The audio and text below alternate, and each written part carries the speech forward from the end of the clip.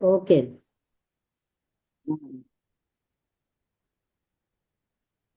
వెంకటలక్ష్మి గారు మీరేమైనా మాట్లాడతారా?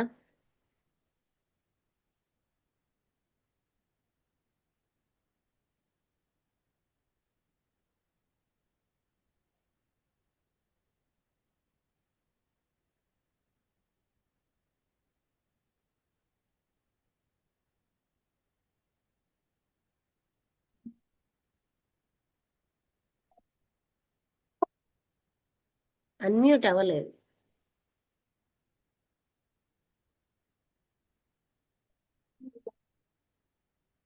మణికుమారి గారు.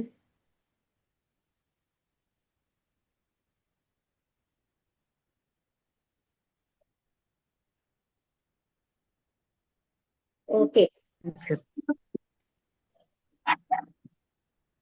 వెంకటలక్ష్మి గారు.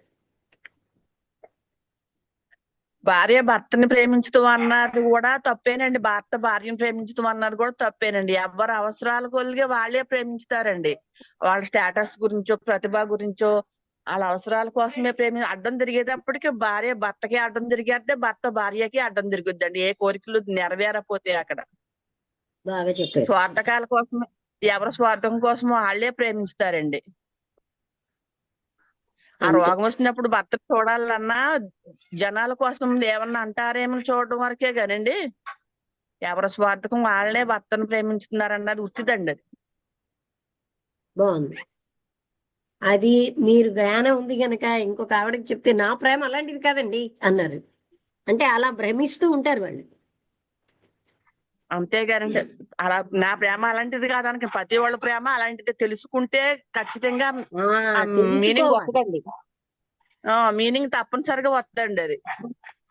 తెలుసుకుంటే కరెక్ట్ గా చెప్పారు. తెలుసుకోవాలి. అలా అనుకుంటారు వాళ్ళు అంతే.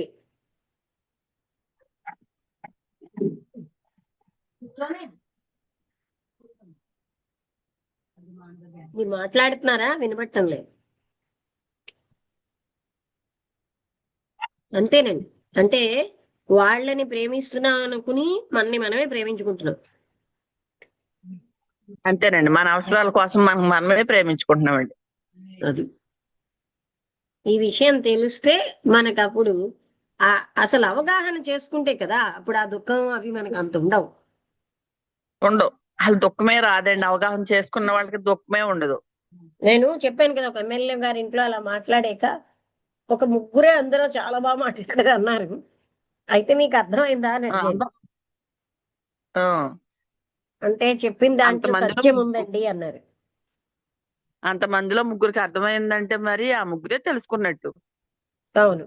అంటే ముగ్గురు వచ్చి చెప్పారు.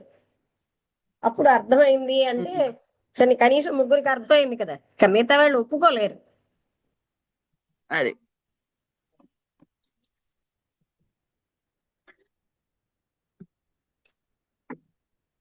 ఓకే అండి, ముగించేద్దాం. అందరికీ నమస్కారం.